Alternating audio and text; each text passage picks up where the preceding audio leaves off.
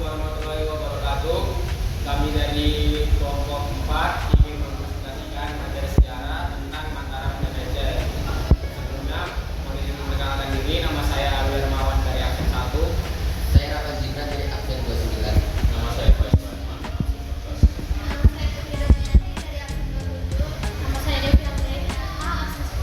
Latar belakang perlawanan rakyat Mataram disebabkan karena kehadiran VOC yang mengganggu Mataram di Pulau Jawa.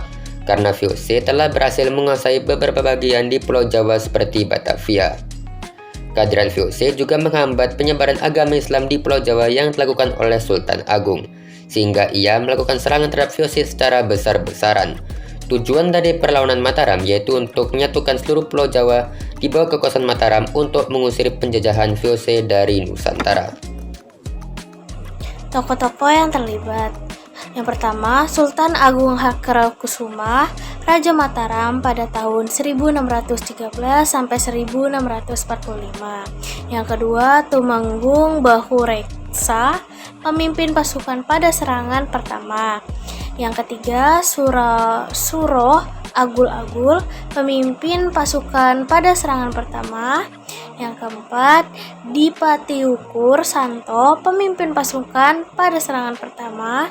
Dipati Madurorejo, pemimpin pasukan pada serangan pertama. Dipati Ukur, pemimpin pasukan pada serangan pertama. Kiajer Adipati Jumina, pemimpin pasukan pada serangan kedua. KH Uger, pemimpin pasukan pada serangan kedua. KA Purabaya, pemimpin pasukan pada serangan kedua. Dampak setelah Sultan Agung wafat, Mataram mengalami kemerosotan dan perpecahan dikarenakan persaingan internal dan campuran tangan VOC. Salah satu peristiwa penting yang menyebabkan perpecahan Mataram sendiri adalah penyerahan sebagai wilayahnya sebagai VOC sebagai ganti atas bantuan VOC dalam mengalahkan pemberontakan. Trinojoyo pada tahun 1677 menyerahkan ini penyebabnya. Yang pertama, ketindakan stabilitas politik di Jawa. Yang kedua, kemunduran ekonomi bagi Mataram dan rakyat Jawa. Yang ketiga, terhapusnya sejarah dan budaya rakyat Jawa. Yang keempat, adanya jurang sosial antara rakyat Jawa dan Eropa. Yang kelima, serta antara golongan prinyai dan rakyat jelata. Ketujuh, perpecahan dan permusuhan antara rakyat Jawa dan etnis-etnis lainnya yang dibawa oleh VOC seperti Cina, Arab, India, dan lain-lain. Proses jalannya perang konflik pertama antara Mataram dan VOC terjadi pada 8 November 1618. Ketika Gubernur Jenderal VOC Jan Pieterszoon Koen memerintahkan anggotanya Van der Mark menyerang Jepara. Penyerangan ini membuat Mataram mengalami kerugian yang sangat besar. Hubungan keduanya pun semakin memburuk setelah Sultan Agung melarang menjual beras kepada pihak VOC sejak itu. Sejak itu, orang-orang Belanda mulai membenci Sultan Agung. Setelah itu muncul tuduhan bahwa VOC telah merampok kapal-kapal orang Jawa. Kejadian ini lantas membuat Sultan Agung mempersiapkan penyerangan terhadap VOC yang bermarkas di Batavia. Awalnya, VOC bermarkas di Ambon, namun setelah berhasil merebut Jayakarta, yang kemudian namanya diganti menjadi Batavia, VOC memutuskan memindahkan markas mereka ke sana pada tahun 1619. Sultan Agung menyerang VOC sebanyak 2 kali. Serangan pertama Sultan Agung terhadap VOC dilaksanakan pada tanggal 22 Agustus 1628. Dalam serangan itu, pasukan Mataram dipimpin oleh Tumenggung Bahureksa. Tumenggung Bahureksa memimpin sekitar 10.000 prajurit Mataram yang berlangsung menyerang VOC dengan dahsyat. Namun, VOC langsung menembakkan meriam-meriamnya tiada henti yang memporak-porandakan prajurit Mataram. Pasukan Mataram pun satu persatu mulai gugur. Dengan demikian, serangan pertama yang dilakukan pasukan Mataram terhadap VOC mengalami kegagalan. Tidak kurang dari 1.000 prajurit Mataram tewas dalam pertempuran. Serangan kedua, setelah gagal di serangan pertama, Sultan Agung melancarkan serangan kedua yang dipimpin oleh Kiai Adipati Juminah, K.A. Puger dan K.A. Purabaya pada 1629. Persiapan prajurit Mataram pada serangan kedua ini terbilang jauh lebih matang dengan kekuatan yang lebih besar.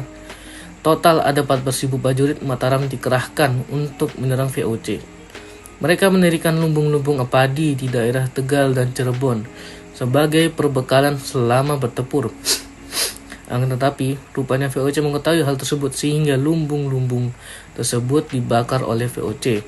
Akibatnya, pasukan Mataram tidak memiliki persediaan makanan apapun. Kesimpulannya adalah Mataram mengalami kegagalan dalam kedua serangannya terhadap VOC setelah Sultan Agung wafat pada 1645. Mataram pun jatuh ke tangan VOC. Perang Aceh, latar belakang. Setelah menguasai Sumatera Barat, Belanda berencana menaklukkan Aceh. Mengapa Belanda ingin menaklukkan Aceh? Jawabannya, Belanda ingin mewujudkan Pax Nirlandika, yaitu sebagai berikut. Yang pertama, menguasai seluruh Nusantara, termasuk Pulau Sumatera, serta membebaskannya dari segala pengaruh dan intervensi negara-negara lain, seperti Inggris, Prancis, dan Amerika Serikat. Pax Nirlandika juga itu demi kepentingan ekonomi. Belanda tidak mau ada kebijakan monopolinya di daerah Nusantara, termasuk Aceh. Yang kedua, memperluas akses luas-luasnya bagi pengusaha-pengusaha swasta asing yang untuk melakukan kegiatan ekonomi di Nusantara, terutama untuk membuka perkebunan dan pertambangan. Dalam kurun waktu itu, Belanda menerapkan kebijakan pintu terbuka di Hindia Belanda atau Nusantara. Sudah sejak tahun 1820-an, Aceh berkembang menjadi sebuah kekuatan politik dan perdagangan. Aceh memang sangat strategis secara ekonomi. Wilayah ini merupakan penghasil lebih dari separuh penghasilan lada dunia. Belanda ingin menguasai perdagangan lada. Dalam perkembangan selanjutnya, yaitu sejak tahun 1880-an, motivasinya bertambah, yaitu ingin menguasai sumber minyak di wilayah utara Aceh. Sementara itu, Traktat London tahun 1824 tetap memungkinkan Inggris berdagang secara luasa di Pulau Sumatera. Pendirian Penang pada tahun 1786 dan Singapura pada tahun 1819 membuat hubungan perdagangan Inggris dengan Sumatera semakin luas. Bagi Inggris, wilayah Aceh, Bengkulu, Palembang, dan Tanah Minang sangat berharga untuk dilepas. Oleh karena itu, Inggris berkepentingan untuk selalu menaruh perhatian pada segala sesuatu yang terjadi di Selat Malaka, yang merupakan jalur perdagangan Tiongkok India yang menjadi tujuan akhir dari kegiatan perdagangan di wilayah-wilayah itu. Ketakutan Inggris terhadap intervensi negara Eropa lain bertambah besar. Pada saat yang sama, kebijakan Inggris berubah drastis. Inggris merasa lebih baik menyerahkan Aceh kepada Belanda daripada Prancis atau Amerika.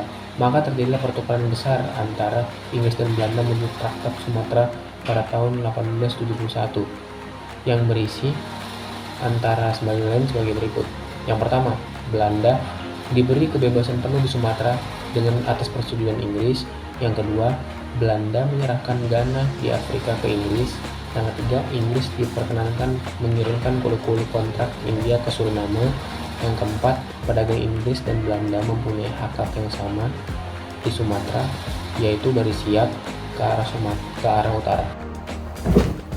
Untuk tokoh-tokoh yang terlibat dalam peperangan Aceh, yang pada perang pertama yaitu Sultan Muhammad Shah dan Panglima Polim, kemudian Teuku Umar dan Cut Nyadin pada perang gerilya, dan kemudian Sultan Muhammad Iskandar melawan Portugis. Kemudian dampaknya dari perang Aceh yaitu runtuhnya Kesultanan Aceh, terbakarnya Masjid Raya Baitur Rahman, dan banyaknya korban yang berjatuhan pada pihak Aceh. Jalannya perang. Pada Perang Pertama Aceh pada tahun 1873 hingga 1874 dipimpin oleh Panglima Polar dan Sultan Mahmud Shah melawan Belanda yang dipimpin oleh Kohler. Kohler dengan 3.000 serdadunya dapat dipatahkan, di mana Kohler sendiri tewas pada tanggal 14 April 1873.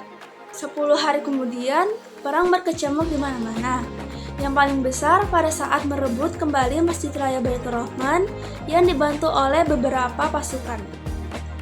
Pada Perang Aceh kedua pada tahun 1874 hingga 1880 di bawah Jenderal Jan van Swieten, Belanda berhasil menduduki Keraton Sultan pada tanggal 26 Januari 1874 dan dijadikan sebagai tempat pusat pertahanan Belanda. Dan pada tanggal 31 Januari 1874, Jenderal Jan van Swieten mengumumkan bahwa seluruh Aceh menjadi bagian. Pada perang ketiga pada tahun 1891 hingga 1896, perang dilanjutkan secara gerilya dan dikobarkan secara fisabilillah, di mana sistem perang gerilya ini berlangsung hingga tahun 1906, di mana sistem perang gerilya ini pasukan Aceh di bawah Teku Umar bersama Panglima Polim dan Sultan. Pada tahun 1899, ketika terjadi serangan Van der Dusen di Mulabo, Teku Umar gugur, tetapi Cut Nyak Dien, istri Teku Umar, kemudian tampil menjadi komandan perang. Pada perang keempat pada tahun 1896 hingga 1910 adalah perang gerilya kelompok perorangan dengan perlawanan, penyebaran, penghadapan, dan pembunuhan tanpa komando dari pusat pemerintah kesultanan. Kesimpulan, banyak pahlawan yang gugur di medan perang, namun demikian menjadi sejarah bahwa perang Aceh dipimpin oleh wanita yang bernama Cut Nyak Dien dan salah satu daerah paling tangguh pahlawan Belanda. Hanya karena ada pengkhianatan, perang tersebut gagal. Selanjutnya pada bagian ini yaitu peninggalan. Sekarang yaitu peninggalan Kesultanan Aceh. Yang pertama yaitu Masjid Baitur Rahman, kemudian Benteng Indrapatra, Taman Sari Gunungan, Makam Sultan Iskandar Muda, Meriam Kesultanan Aceh, dan uang emas Kerajaan Aceh. Peninggalan selanjutnya yaitu peninggalan Kesultanan Mataram. Yang pertama yaitu Keraton Kesultanan Yogyakarta, kemudian Kompleks Makam Imogiri, Masjid Agung Gede Kauman, Keraton Kasunanan Surakarta, Masjid Kota Gede, dan Masjid Patok Negoro Ploso Kuning.